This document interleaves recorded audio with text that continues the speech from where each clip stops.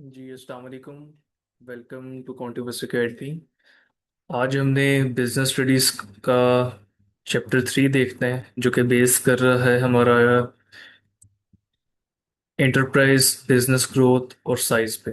ठीक है, ये बिजनेस स्टडीज ओ लेवल्स की क्लास है। इसके अंदर हमने डेफिनेशन देखेंगे पहले, और benefits of being an entrepreneur, और उसके क्या क्या डिसएडवांटेजेस हैं। सबसे बड़ा डिसएडवांटेज यही है कि इसके अंदर रिस्क इन्वॉल्व होता है। और सक्सेसफुल एंटरप्रेन्योर्स की क्या करेक्टरिस्टिक्स हैं, और उसके अलावा बिजनेस प्लान को हमने डिटेल से इसके अंदर कवर करना है कि बिजनेस प्लान के अंदर क्या क्या चीज़ें आ सकती हैं। और काफ़ी डिटेल्ड चैप्टर है हमारा। इसके अंदर हमने मज़ीद ये एक हमने क्वेश्चन अटेम्प्ट किया था लास्ट चैप्टर में, why government support business startups. ठीक है, तो ये दोनों टॉपिक्स के लिए रेलेवेंट है। और methods of measuring business size and limitations of this methods, क्या क्या मेथड्स हैं जिससे हम किसी भी बिजनेस के साइज को मेजर कर सकते हैं। जैसे नंबर ऑफ पीपल एम्प्लॉयड हैं, value of output, value of sales, value of capital employed and many other.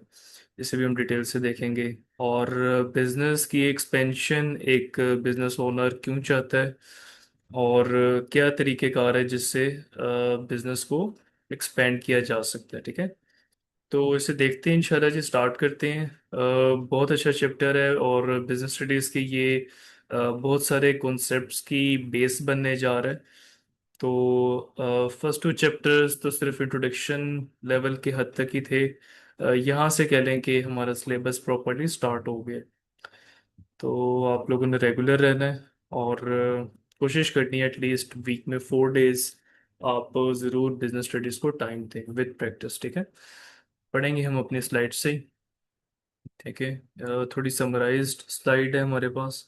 इसके अंदर हम चीज़ों को इजीली देख लेंगे, और जो चीज़ें रेलेवेंट नहीं है उसे हम इग्नोर कर सकते हैं। ठीक है, अच्छा जी, सबसे पहले आ गया जी वो ये टॉपिक, इसको मैंने नेम दिया है जो कि है बेसिकली एंटरप्रेन्योरशिप। ठीक है, इसके अंदर हमने डेफिनेशन देखनी है, इसके क्या एडवांटेजेस हैं और डिसएडवांटेजेस हैं। Definitions involves an entrepreneur is an individual who identifies a need or opportunity in the market and takes the initiative to organize resources and assume the risks associated with starting and managing a business venture. ठीक है, यानी कि इसने क्या करना है जी, सबसे पहले इसका काम होगा कि इसने सबसे पहले अपॉर्चुनिटी को आइडेंटिफाई करना है। ठीक है, और फिर इनिशिएट करना है, चीज़ों को स्टार्ट करना है। सबसे पहले क्या करेगा जी, रिसोर्सेज को ऑर्गेनाइज करेगा, और साथ एक जनरल एजम्पशन को कंसीडर करेगा कि कितना रिस्क इसके अंदर इन्वॉल्व है इस सारी एक्टिविटी के अंदर। ठीक है, और आगे मजीद लिख रहे हैं जी कि entrepreneurship is the process of creating, developing and managing a business enterprise with the aim of generating profit. ठीक है, ये तो किसी भी बिजनेसमैन का एम होता है कि उसने प्रॉफिट को जनरेट करना है। इससे अगर थोड़ा बेहतर तरीके से एक्सप्लेन करें तो प्रॉफिट मैक्सिमाइजेशन की तरफ असल में हर बिजनेसमैन जाना चाहता है। सिर्फ प्रॉफिट को ही जनरेट करना एम नहीं होता। ठीक है, अच्छा, अब इसके इसके अंदर एक प्रोसेस इन्वॉल्व है जी कि ये किस तरह से है। ठीक है, इसका एक मैंने थोड़ा सा समराइज्ड वर्जन बना ली है कि दी एंटरप्रेन्योरल प्रोसेस बेसिकली क्या करता है जी, आइडेंटिफाई करता है मार्केट नीड्स को, recognizing unmet demands or opportunities, organizing resources, assembling necessary assets and tools, assuming risk, taking on uncertainties and potential losses. Uncertainties कुछ ऐसे फैक्टर्स हैं जो कि बिजनेस में चलकर कुछ ऐसी हमारे सामने अनवांटेड सिचुएशंस आ सकती हैं जिनको हमें फेस करना पड़ सकता है, लेकिन आज ही उसकी हमें प्रोविजन बना लेनी चाहिए। और managing business venture, overseeing operations and growth, generating profit is the ultimate or objective. ठीक है, अच्छा, ये तो सिंपल ही था जी entrepreneurial process. Next, advantages of entrepreneurship: independence.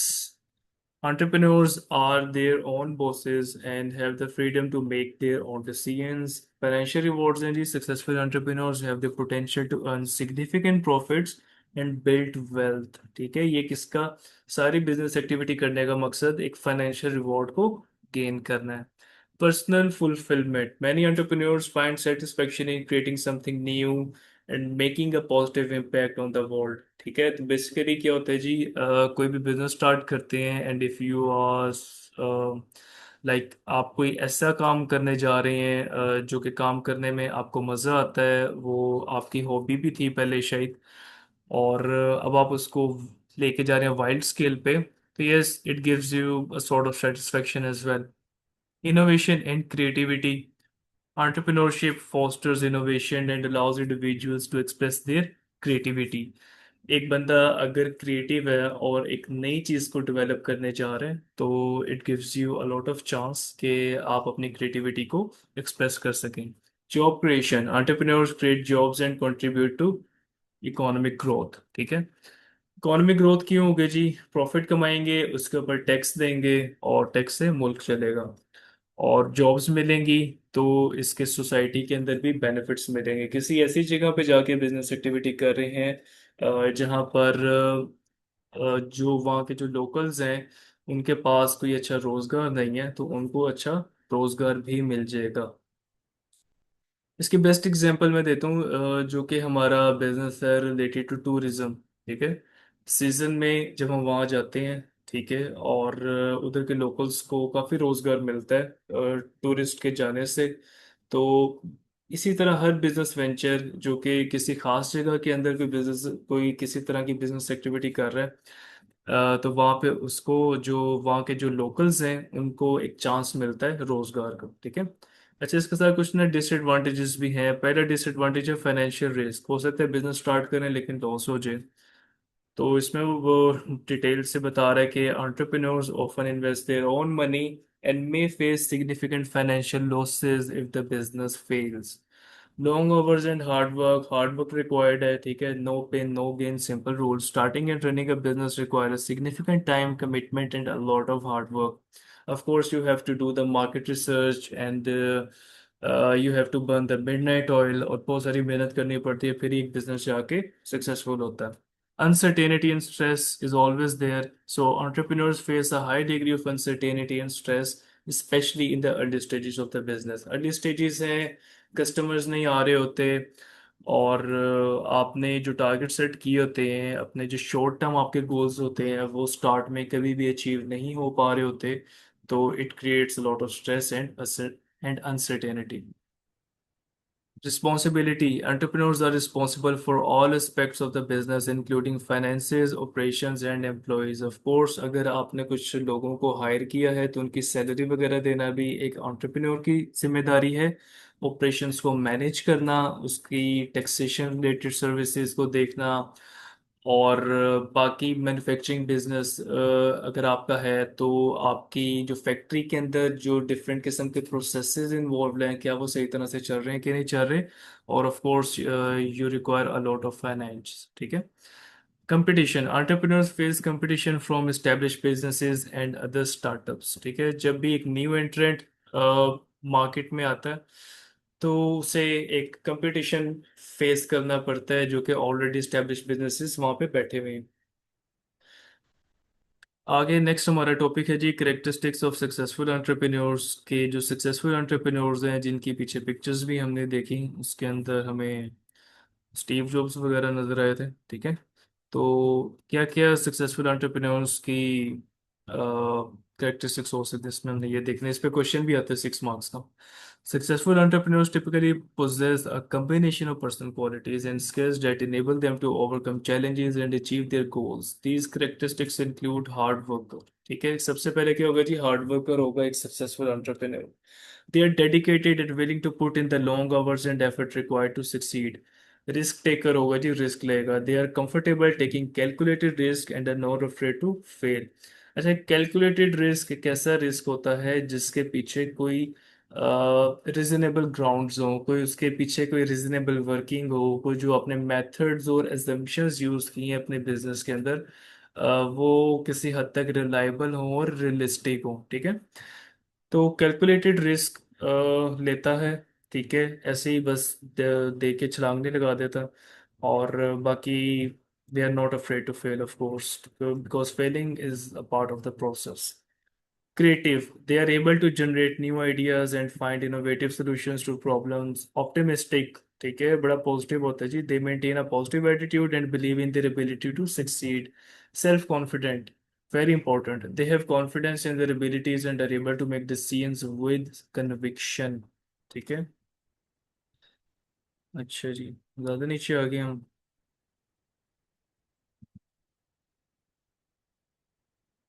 अच्छा, उसके बाद के जी,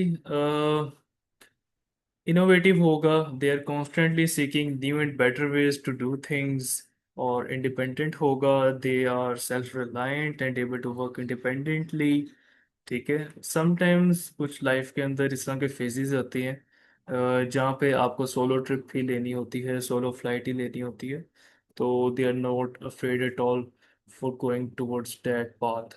इफेक्टिव कम्युनिकेटर होता है जी, they are able to communicate their ideas clearly and persuasively to others. ठीक है। Persuasion is basically an ability to convince others. और इनके अंदर ये एक एबिलिटी होती है कि अपने आइडियाज को क्लियरली कम्युनिकेट करते हैं और लोगों को राजी करते हैं कि what they are thinking is the right way.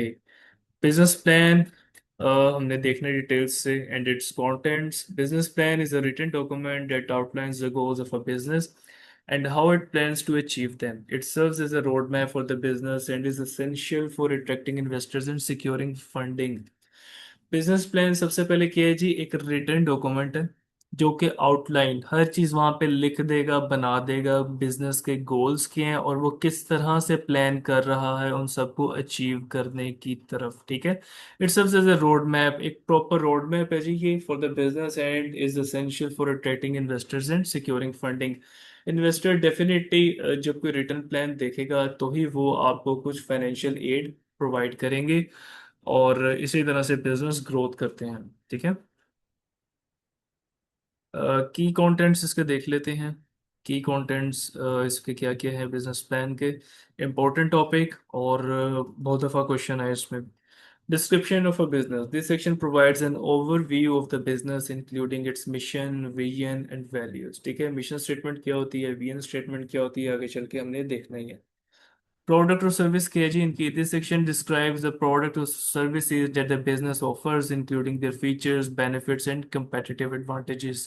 Competitive advantage क्या है ये भी चल के देखेंगे। अभी वैसे आपको थोड़ा बहुत बता देता हूँ। competitive advantage एक बेसिकली एक ऐसा एडवांटेज है जो कि यूनिक एडवांटेज है और जो कि आपके कंपेटिटर्स के पास उस तरह से अवेलेबल नहीं है। जैसे फॉर एग्जांपल, हम एक ऐसी मार्केट के अंदर बिजनेस स्टार्ट किया जहां पर बहुत सारी कपड़े की दुकानें। ठीक है। अब वो लोग क्या कर रहे हैं, सालों से मार्केट में बैठे हुए हैं और वहां पे कपड़े का काम करते हैं। ठीक है। फिनिश गुड्स उनके पास आती हैं और वो बना बनाए कपड़े को बेच देते हैं। ठीक है। अब आपने वहां पे बिजनेस स्टार्ट किया, अब आपके पास एक कंपेटिटिव एडवांटेज ये है कि आपको डिजिटल मार्केटिंग आती है। ठीक है। आपके बिजनेस की एक प्रॉपर वेबसाइट है and you know how to run a website. ठीक है। तो ये एक कंपेटिटिव एडवांटेज है आपको ओवर द कंपेटिटर्स। ठीक है। कोई ऐसी यूनिक एबिलिटी जिसकी बेस पे आप अपने कंपेटिटर्स को हरा सकते हैं, या कोई ऐसा स्किल सेट जिसमें आपको ज़्यादा महारत हासिल है as compare to your competitor. ठीक है। इसे हम कंपेटिटिव एडवांटेज कहते हैं। इसे बहरहाल हमने काफ़ी डिटेल से आगे इंशाल्लाह देख लेना। The market, this section analyzes the target market, including its size, demographics, and needs. It also includes an analysis of the competition. Market की proper knowledge होनी चाहिए। Target market किन लोगों के लिए product बना रहे हैं, youngsters के लिए बना रहे हैं, बूढ़े लोगों के लिए बना रहे हैं, मिडिल क्लास के लिए बना रहे हैं, अपर मिडिल क्लास के लिए बना रहे हैं। और सिटीज के लिए ये प्रोडक्ट इफेक्टिव है, माउंटेन्स पे ये वाली प्रोडक्ट इफेक्टिव है, या सीज पे ये चीज इफेक्टिव है। ये सारी चीजें हैं जो कि मार्केट को डिफाइन करती हैं, मार्केट की प्रॉपर नॉलेज। ठीक है। आगे देखते हैं जी के बिजनेस की location. This section describes the location of the business and its suitability. Most important word है जी, suitability for the target market. ठीक है। मैकडोनल्ड्स की ब्रांच आगे पत्तों की में खोलने लगे हैं किसी ऐसे गांव में जहाँ पे कभी किसी ने बंद देखा ही नहीं है। क्या मैकडोनल्ड्स वहाँ पे बिक जाएगा? नहीं बिकेगा, ठीक है। मर्सिडीज किसी ऐसे मुल्क में जाके लॉन्च करने लगी है जहाँ पे लोगों के पास मेहरान भी नहीं है, ठीक है। क्या वहाँ पे मर्सिडीज बिक जाएगी? नहीं बिकेगी, ठीक है। मेहरान जाके लॉन्च करने लगे हैं जर्मनी में, क्या मेहरान जर्मनी में बिक जाएगी? नहीं बिकेगी ऑफ कोर्स, ठीक है। तो लोकेशन और उसकी सूटेबिलिटी को भी कंसीडर करना स्टार्ट में बड़ा जरूरी होता है। Organization structure and management. This section outlines the organizational structure of the business and the roles of the responsibilities of key personnel.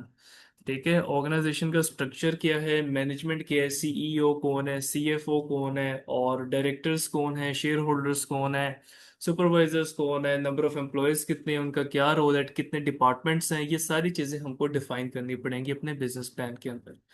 Financial information. This section includes financial projections such as income statement, balance sheets, cash flow statements. It also includes information on funding requirements and source of funding. ये last section में जाके थोड़ा detail से इसको देखेंगे, लेकिन for the time being आप इस चीज़ को इतना समझ लें कि फाइनेंशियल इंफॉर्मेशन बेसिकली एक ऐसा सेक्शन है ये आपके बिजनेस प्लान का, जो कि आपके सारी फाइनेंशियल प्रोजेक्शंस को शो करेगा। यानी कि वो बता रहा होगा कि आपने कितना प्रॉफिट कमाया है, आपके पास कितने एसेट्स हैं, बैलेंस शीट्स में एसेट्स और लाइबिलिटीज आते हैं और इक्विटी आती है, कितने शेयर्स हैं और कितने शेयर की प्राइस क्या है, ठीक है। कितना लोन लिया हुआ है, नंबर ऑफ एसेट्स कितने हैं, फैक्ट्रीज कितने हैं, व्हीकल्स कितने हैं, कैश फ्लो स्टेटमेंट्स, कैश की कितनी ट्रांजैक्शंस है, कितना इनफ्लो है कैश का और कितना आउटफ्लो है कैश का। ये सारी चीजें जो कि किसी भी बिजनेस की फाइनेंशियल प्रोजेक्शन को बताता है। Strategy. This section outlines the strategies that a business will use to achieve its goals, including marketing, sales, and operational strategies. इसके अंदर बिजनेस की स्ट्रेटजी को स्टेप बाय स्टेप डिफाइन किया गया होगा कि उसके क्या गोल्स हैं, ठीक है। और इन गोल्स को अचीव करने के लिए सेल्स वाले कैसा काम कर रहे हैं, मार्केटिंग वाले कैसे कर रहे हैं, और ऑपरेशनल स्ट्रेटजीज को कैसे इफेक्टिव बनाया जा रहा है बिजनेस की, ठीक है। ये की कंपोनेंट्स वाला सेक्शन आ गया जी हमारे पास दोबारा, कि की कंपोनेंट्स क्या क्या हो सकते हैं किसी भी बिजनेस प्लान के। ये एक इमेज आप जस्ट अपने पास सेव कर सकते हैं। अच्छा जी, क्या जी फाइनेंशियल इंफॉर्मेशन होगी जिसके अंदर सारी प्रोजेक्शंस बताई गई होंगी, बिजनेस स्ट्रेटेजी बताई होगी, ऑर्गेनाइजेशन का स्ट्रक्चर, उनके रोल्स एंड रिस्पॉन्सिबिलिटीज ऑफ की पर्सोनल, और बिजनेस लोकेशन, उसकी सूटेबिलिटी, ठीक है। और भी हैं चीज़ें, वेट।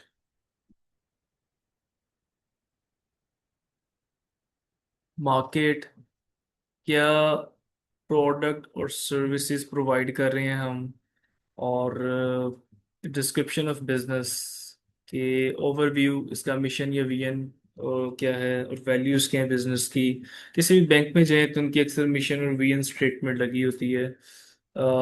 मिशन स्टेटमेंट और विजन स्टेटमेंट हमने आगे देखना ही है, ठीक है। ये बेसिकली बताते हैं कि हम क्या करने जा रहे हैं, और और किस तरह से हम उसको करने पे यकीन रखते हैं, ठीक है। अच्छा, आगे आगे जी, methods of measuring business size. Business के साइज को किस तरह से मेजर किया जा सकता है, ये काफ़ी मेथड्स हैं। लेकिन ये हर ऑर्गेनाइजेशन के लिए रेलेवेंट नहीं होंगे, ठीक है। बहरहाल उस पर तो खैर कोई इतना क्वेश्चन नहीं आता। बस हमारा क्वेश्चन यहीं तक है कि मेथड्स क्या क्या हो सकते हैं किसी भी बिजनेस के साइज को मेजर करने का। एक तो नंबर ऑफ एम्प्लॉयज़ है। कंपनी ए में 200 एम्प्लॉयज, कंपनी बी में 400 एम्प्लॉयज, कौन सी कंपनी बड़ी? कंपनी बी, ठीक है, क्योंकि 400 एम्प्लॉयज है डेफिनेटली। हमेशा ऐसा नहीं होगा, लेकिन बहरहाल that is not part of syllabus के, हमेशा ऐसा नहीं होगा, ठीक है। रेवेन्यू, जिस ज्यादा जिसका रेवेन्यू होगा वो वाला बिजनेस बड़ा होगा, जिसकी सेल्स ज्यादा है वो ज्यादा बड़ा बिजनेस है, जिसकी सेल्स कम है वो छोटा बिजनेस है। आउटपुट, कितनी गुड्स बनाकर मार्केट में फेंक रहे हैं, ठीक है। जिसके number of outputs finish goods ज़्यादा होंगे, और डेफिनेटली वही बिजनेस बड़ा होगा।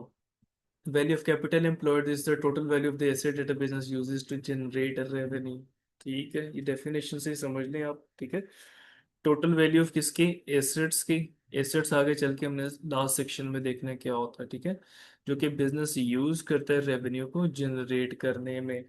कितनी मशीनरी लगाई हुई है, फैक्ट्री कितनी बड़ी है, ठीक है, लैंड कितनी अवेलेबल है, ये सारी हमारे एसेट्स हैं, ठीक है। व्हीकल्स कितने अवेलेबल हैं जो कि हमारी प्रोडक्ट को डिलीवर करते हैं, ठीक है, टू कस्टमर्स या टू रिटेलर्स। ये सारे बेसिकली कैपिटल एम्प्लॉयड है, उसकी क्या वैल्यू, इसका भी एक मैंने यहाँ पे समराइज्ड चार्ट बना ली।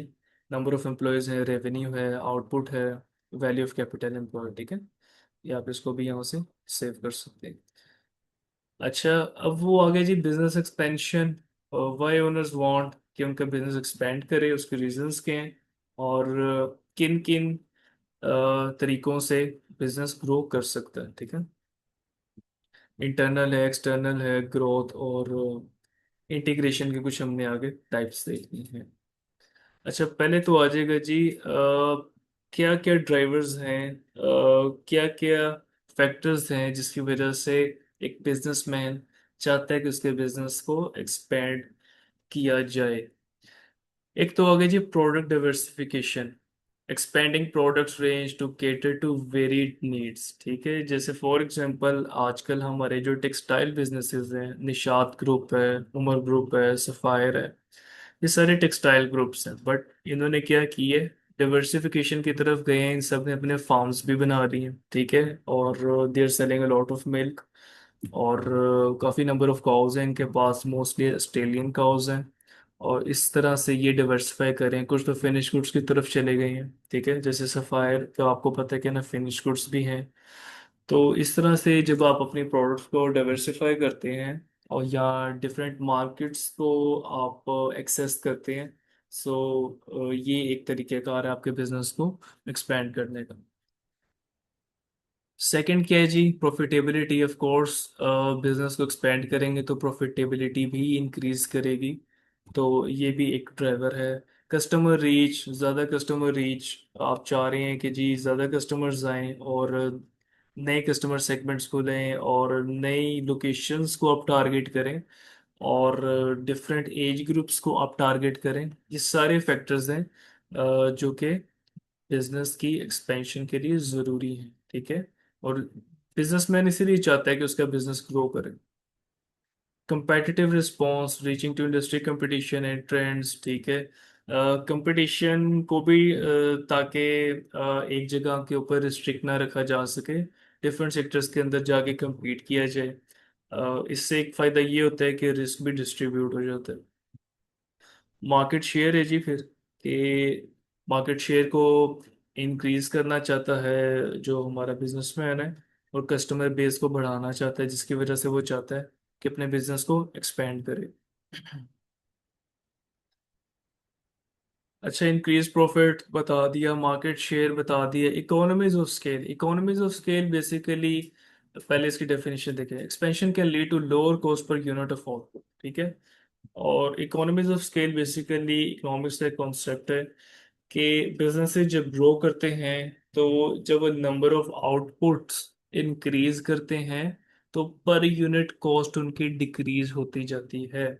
देखिए, बिजनेस के अंदर दो तरह के खर्चे हैं, कुछ हमारी वेरिएबल कॉस्ट है, कुछ हमारी फिक्स्ड कॉस्ट है। जो फिक्स्ड कॉस्ट है वो तो इंडिपेंडेंट है नंबर ऑफ यूनिट्स पे, ठीक है।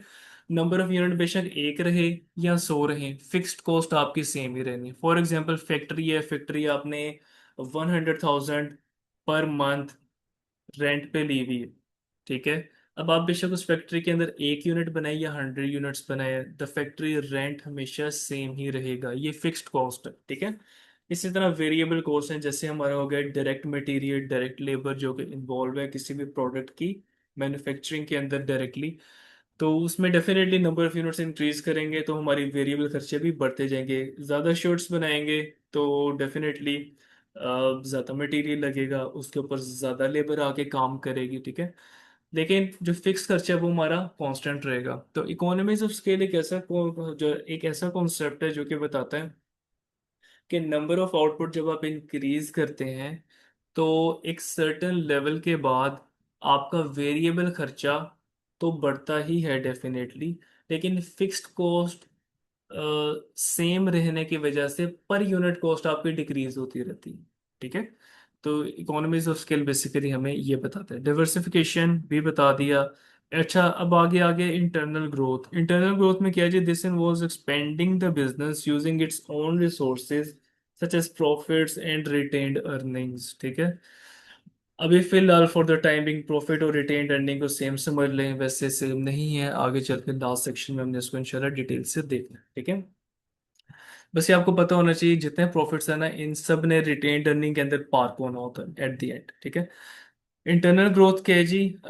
इंटरनल रिसोर्सेज को यूज करके, जैसे प्रॉफिट्स हैं हमारे, या कुछ जो हमारे रिटेन्ड अर्निंग्स हैं जिनको हम छेड़ नहीं रहे काफी अरसे से, उस तरह बिजनेस हमारा ग्रो कर सकता है। एक्सटर्नल ग्रोथ है जी, this involves expanding the business through mergers, acquisition और जॉइंट वेंचर्स। अच्छा, पहले ये तीन टर्म्स को समझ लेते हैं। मर्जर, मर्जर होता है जब दो कंपनीज आपस में आके मिल जाती हैं, मर्ज कर जाती हैं, जैसे जैज और वारिद। ठीक है, इससे क्या हुआ? वो ओवरऑल जैज ने एक्वायर कर लिया वारिद को, और अब एक वो बड़ी एंटिटी बन गया, बड़ा बिजनेस बन गया, क्योंकि वारिद के कस्टमर्स भी अब जैज के अंदर आ गए। ठीक है, सेकंड है जी एक्विजिशन। ठीक है, एक्विजिशन मर्जर ऑलमोस्ट सेम चीज है, बस फर्क इसके अंदर ये है कि एक्विजिशन हमेशा तब होती है जब एक बड़ा बिजनेस किसी छोटे बिजनेस को, ठीक है, एक्वायर करता है। जैजवारी तो हम मर्जर कह सकते हैं, एक्विजिशन में हो सकता है लेट्स से पीआईए किसी स्मॉल कंपनी को एक्वायर कर ले। ठीक है, और जैसे पीआईए किसी होटल चेन को साथ अगर एक्वायर कर ले, इंटरनेशनली तो ऐसे होता है कि मोस्टली एयरलाइंस और होटल बिजनेस, ये मोस्टली एक ही कंपनी पीछे इन सबको मैनेज कर रही होती है, क्योंकि ये सारे इंटर रिलेटेड है। तो लेकिन पाकिस्तान में है इस तरह की कोई हमारे पास कोई एग्जांपल्स नहीं है। जॉइंट वेंचर एक ऐसा बिजनेस होता है जिसमें दो डिफरेंट एंटिटीज, दो डिफरेंट बिजनेसेस किसी एक प्रोडक्ट के ऊपर काम कर रहे होते हैं मिलके फॉर सम टाइम। ठीक है, जैसे पाकिस्तान एयरफोर्स और चाइनीज एयरफोर्स मिलके JF-17 बना रहे हैं, तो ये बेसिकली जो JF-17 प्रोजेक्ट है, it's a joint venture project. ठीक है, आगे क्या है जी? Types of business integration. इसमें वर्टिकल इंटीग्रेशन है। ठीक है, वर्टिकल इंटीग्रेशन में क्या है जी? सप्लाई चेन एक्सपेंशन है फॉर एफिशिएंसी, सप्लाई चेन देखेंगे डिटेल से। हॉरिजॉन्टल इंटीग्रेशन भी हो सकती है, जिसकी वजह से मार्केट शेयर इंक्रीज करेगा थ्रू कंपेटिटर एक्विजिशन। आगे है conglomerate integration, diversification through unrelated industries. ठीक है, अच्छा यहाँ पे बिजनेस से रिलेटेड है। ठीक है, यहाँ पे अनरिलेटेड। ठीक है, इसको मैं बुक से बताता हूँ आपको डिटेल से कि ये क्या चीज़ें हैं, बस ये भी फिलहाल जरा टेबल देख लें। और इनहेंस्ड कंपेटिटिवनेस है the ultimate goal of all integration strategies का मकसद यही है कि अपनी कंपेटिटिवनेस को बढ़ाना है थ्रू डाइवर्सिफिकेशन और योर साइज। ठीक है, छह को डेफिनेशन है जी हमारे पास। टेक ओवर, जब one company acquires control of another company, this is called acquisition. Merger, two or more companies combine to form a new company. Horizontal integration, अब देख लें, a company acquires or merges with competitor in the same industry. Example क्या है जी? दो coffee shops हैं जो कि आपस में मर्ज हो गई हैं। वर्टिकल इंटीग्रेशन है जी, a company acquires or merges with the supplier और डिस्ट्रीब्यूटर। ठीक है, या तो आप फॉरवर्ड वर्टिकल इंटीग्रेशन करेंगे या बैकवर्ड वर्टिकल इंटीग्रेशन करेंगे। फॉरवर्ड में क्या है जी? A company acquires or merges with a distributor. Example क्या है जी? Bakery opening its own retail stores. ठीक है, और बैकवर्ड में क्या है जी? Company acquires or merges with a supplier. ठीक है, a car manufacture acquiring a tyre company. अच्छा, इसकी जरा इजीएस्ट एग्जांपल्स और देखते हैं। पहले फॉरवर्ड देख लें। लेट्स से हमारा बिजनेस है जो कि हम बना रहे हैं सिर्फ चिकन। ठीक है, अब वो चिकन आगे डिफरेंट प्रोडक्ट्स के अंदर यूज हो रहा है। लेट्स से हम सिर्फ चिकन का काम कर रहे हैं। ठीक हो गया, हमारा चिकन सेल्स सेंटर है बड़ा। हम क्या करते हैं? चिकन प्रोवाइड करते हैं किसी ऐसे बिजनेस को जो आगे चिकन से चीजें बना के बेचता है। अगर हम उस बिजनेस को एक्वायर कर लें जो हमारे रॉ मटेरियल को यूज करके फिनिश गुड बना रहा है, तो ये फॉरवर्ड वर्टिकल इंटीग्रेशन होगा। ठीक है। अच्छा, बैकवर्ड वर्टिकल इंटीग्रेशन कैसे हो सकती है? हम वही चिकन सेल सेंटर वाले हैं और हम पीछे जाके किसी पोल्ट्री फार्म से जिससे हम चिकन ले रहे हैं, हम उस पोल्ट्री फार्म को एक्वायर कर दें।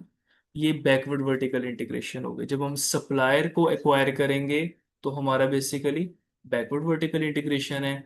और जो हमारे रॉ मटेरियल को आगे फर्दर यूज कर रहा है चेन के अंदर, अगर हम उस बिजनेस को एक्वायर कर लें तो ये हमारा फॉरवर्ड वर्टिकल इंटीग्रेशन। ठीक है, तो फॉरवर्ड बैकवर्ड पता चल गया। सप्लायर को एक्वायर करेंगे तो बैकवर्ड वर्टिकल इंटीग्रेशन है। और अगर हम हमारा रॉ मटेरियल जो बंदा यूज कर रहा है आगे और उससे आगे फर्दर प्रोडक्ट्स बना के सेल कर रहा है, उस बिजनेस को एक्वायर करेंगे तो फॉरवर्ड वर्टिकल इंटीग्रेशन होगी। नेक्स्ट है जी conglomerate integration. A company acquires or merges with a company in a completely unrelated industry. एक technology company acquiring a food manufacturer. ठीक है। सोनी है। सोनी ने अपने चिप्स लॉन्च कर दिए हैं। ठीक है। और इसकी एग्जांपल्स ऐसी ही हैं अजीब सी। जैसे दो इंटर रिलेटेड बिजनेसेस हैं। एक टेक्सटाइल सेक्टर वाले ने जाके कोई डेयरी फार्म एक्वायर कर ली। ठीक है। ये कॉन्ग्लोमरेट इंटीग्रेशन है। जो कि अनरिलेटेड बिजनेसेस होंगे, सिर्फ रिस्क को शिफ्ट किया जाएगा एक सेक्टर से दूसरे सेक्टर में। जब कोरोना पाकिस्तान में आया तो यहाँ पे टेक्सटाइल सेक्टर्स बंद हो गए। ठीक है, क्योंकि एक्सपोर्ट्स बंद हो गई। तो वो जी जितने बड़े ग्रुप्स थे जिन्होंने अपने बिजनेस को डिवर्सिफाई किया हुआ था, they were earning solely from the dairy business. ठीक है। तो इसलिए डिवर्सिफिकेशन जरूरी है। रिस्क के जो बिजनेस का रिस्क है उसको शिफ्ट भी किया जाता है इसके थ्रू। एडवांटेजेस क्या क्या हो सकती है इंटीग्रेशन की? Increase market share, economies of scale explain किया आपको। रिड्यूस्ड कॉस्ट, यस ये भी बताया क्यों होगा रिड्यूस्ड कॉस्ट। अच्छा, एक इजीएस्ट एग्जांपल रिड्यूस्ड कॉस्ट की। मैं सप्लायर से जाके अगर 100 मीटर कपड़ा खरीदता हूँ, क्योंकि अभी बिजनेस छोटा है, तो वो मुझे जिस रेट पे दे रहा है, क्या उसी रेट पे मुझे वो देगा जब मैं उसे 2000 मीटर कपड़ा खरीदूंगा? नहीं, अब मैं उसके ऊपर ज्यादा चीजें उससे खरीद रहा हूँ तो वो मुझे डिस्काउंट देगा। ठीक है, इसे हम कहते हैं बल्क डिस्काउंट। ठीक है, बिजनेस की लैंग्वेज में इसको बल्क डिस्काउंट कहा जाता है। जब मैं ज्यादा मटेरियल खरीदूंगा किसी भी सप्लायर से तो ये बल्क डिस्काउंट मुझे मिलेगा। लेकिन अगर मैं जाहिर बात है एक ही चीज खरीद रहा हूँ तो उसके ऊपर मुझे कम डिस्काउंट मिलेगा। ये अक्सर आप लोगों ने भी अपनी लाइफ के अंदर नोटिस किया होगा। किसी जगह पे कोई चीज लेने जाएं और हम उनसे डिस्काउंट की बात करें तो वो हमसे पूछते हैं आपने ये लेनी कितनी है। ठीक है। अगर तो जाहिर बात है हमने चीज लेनी ही कम है तो वो हमें डिस्काउंट नहीं देगा। लेकिन अगर हम उससे कहेंगे कि मैंने ज्यादा लेनी है और बार बार लेनी है भाई, तो वो हमें कोई डिस्काउंट दे सकता है। ठीक है, कि ये एक मेरे पास बंदा है, इससे मैं पक्का करता हूँ, अपना कस्टमर बनाता हूँ, इससे थोड़े से डिस्काउंट देता हूँ ताकि ये मेरा जो है पक्का कस्टमर बन जाए। ठीक है। Increase cost over the supply chain, sorry, control, increased control over the supply chain, definitely। Forward vertical integration से भी कंट्रोल आएगा, बैकवर्ड वर्टिकल इंटीग्रेशन से भी कंट्रोल आएगा। चिकन सेल सेंटर है, पीछे से मुर्गियां ही नहीं आ रही, तो चिकन कैसे बेचोगे? ठीक है। या वो बंदा आगे से आपको करा रहा है, गोलियां करा रहा है, तो डेफिनेटली आपका बिजनेस अफेक्ट होगा। लेकिन जब आपका भी वही बिजनेस है तो फिर you will have a lot of control over the supply. Diversification, जैसे बताया, कॉन्ग्लोमेरेट इंटीग्रेशन है। ठीक है। डिसएडवांटेजेस क्या क्या है जी? कंप्लेक्सिटी बढ़ जाएगी। यस, एक चीज के ऊपर अगर आप को स्किल हासिल है तो आप एक ऐसे बिजनेस की तरफ आप जा रहे हैं जिसके ऊपर आपको स्किल हासिल नहीं है, तो definitely it's going to be a little tough for you. But फायदे ज़्यादा ही हैं। ठीक है, लेकिन बार क्वेश्चन आता है तो लिहाजा आपको डिसएडवांटेजेस भी पता होना चाहिए। Difficulties in managing a larger organisation, yes बड़ी ऑर्गेनाइजेशन के बड़े काम होते हैं, बड़े मामलात होते हैं, उनको मैनेज करना भी मुश्किल काम है। अच्छा, आगे क्या है जी? Potential for conflicts of interest. ठीक है। दो बिजनेसेस अगर एक्वायर किए हैं और उनके कल्चर्स आपस में क्लैश करते हैं, वहाँ पे कन्फ्लिक्ट ऑफ इंटरेस्ट आ जाएगा।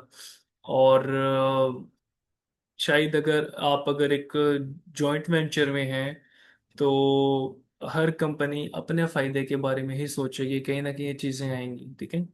Loss of focus, yes definitely, when you are moving forward and backward in the supply chain, so इसमें आपका थोड़ा सा फोकस लूज हो सकता है, ठीक है। अच्छा जी, problems resulting from business expansion and possible ways to overcome. पहले तो ये वही चीज़ें हैं हमारी, लॉस ऑफ कंट्रोल होगा, ठीक है, और इंक्रीज कम्प्लेक्सिटी है, ठीक है। ये जी प्रॉब्लम्स हैं हमारे रिजल्टिंग फ्रॉम बिजनेस एक्सपेंशन, ठीक है। ये पहले भी हमने देख लिया एडवांटेजेस डिसएडवांटेजेस में। इनकी रेक्टिफिकेशन कैसे होगी, अगर हम फंडिंग स्ट्रेटजीज को डिफाइन कर लें, ट्रेनिंग कर लें, लोगों से फीडबैक लें, कॉन्फ्लिक्ट ऑफ इंटरेस्ट ना आए, इफेक्टिव कम्युनिकेशन सिस्टम हो, हम चीज़ों को एक रिटर्न प्लान के तहत लेके चल रही हूँ, कैश फ्लो को अच्छे से मैनेज किया जा रहा है, फाइनेंशियल स्ट्रेन, कम्युनिकेशन चैलेंजेस, जो जो मसले मसाइल हैं उसको किस तरह से मैनेज किया जा रहा है, बेसिकली वो बता रहा है। अच्छा, इंक्रीज कम्प्लेक्सिटी, सिंप्लीफाई करेंगे प्रोसेसेस को और डेलीगेट कर देंगे रिस्पॉन्सिबिलिटीज को, ठीक है।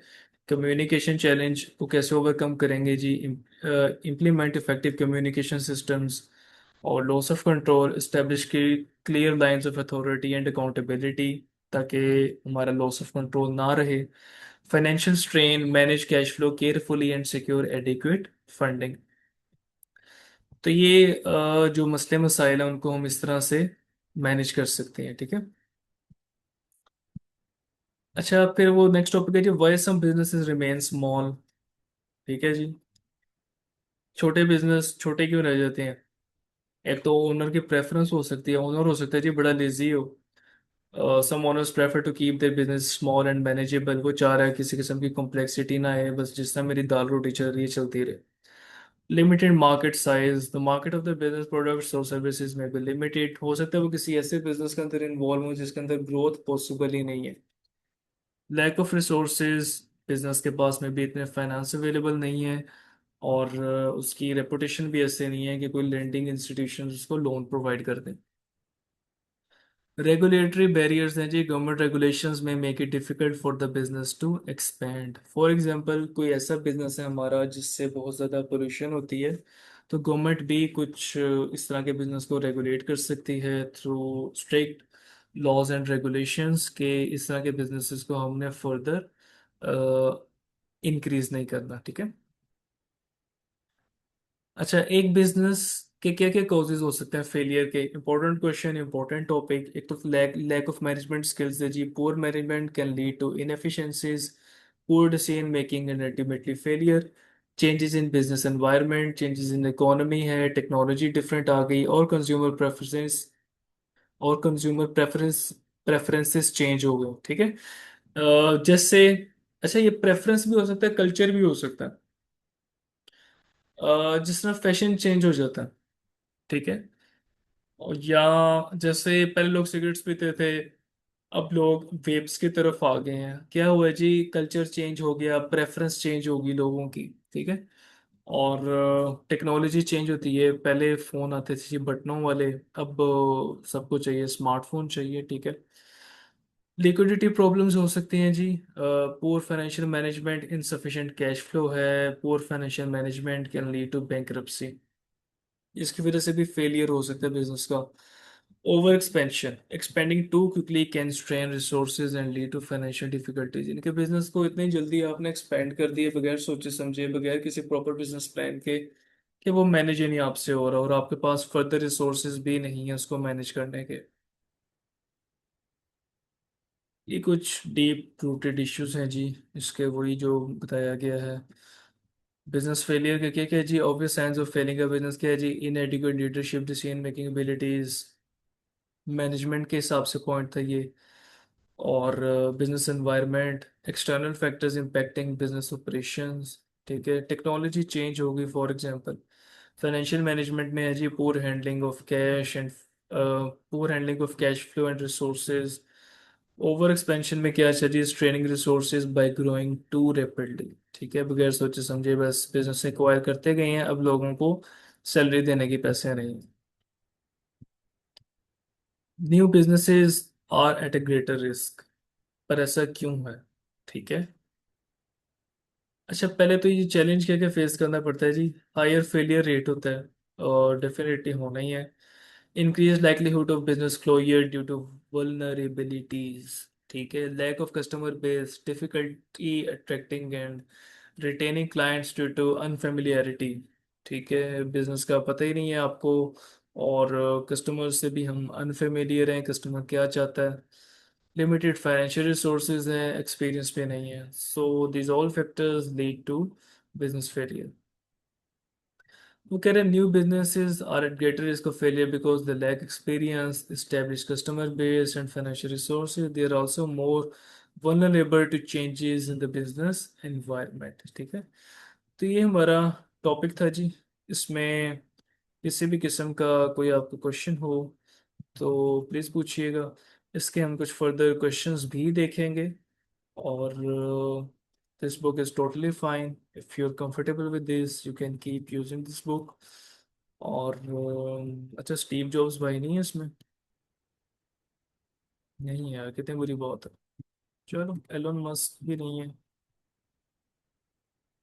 चलो, सक्सेसफुल एंटरप्रेन्योर से वैसे ये भी, तो ये भी ठीक है। बस नॉलेज स्कैटर्ड होती है थोड़ी, इसलिए नोट्स स्लाइड्स यूज़ कर लेने चाहिए। और एग्जाम नाइट में, जैसे मैं पहले कहा कि एग्जाम नाइट पे आपको डेफिनेटली शॉर्ट नोट्स ही रिक्वायर्ड होते हैं, ताकि कम टाइम पे आप जल्दी चीज़ों को कवर कर लें। ठीक है, so you can read a few examples from here as well. बाकी कोई अगर नहीं भी पढ़ना चाहता तो काम चल जाएगा स्लाइड्स इंशाल्लाह। ठीक है, ओके स्टूडेंट्स, नेक्स्ट क्लास में मिलेंगे, इसके कुछ क्वेश्चंस करेंगे, then we will switch to types of business organisation. कोई भी क्वेश्चन हो यू कैन आस्क, और ख्याल रखिएगा। अल्लाह हाफिज़।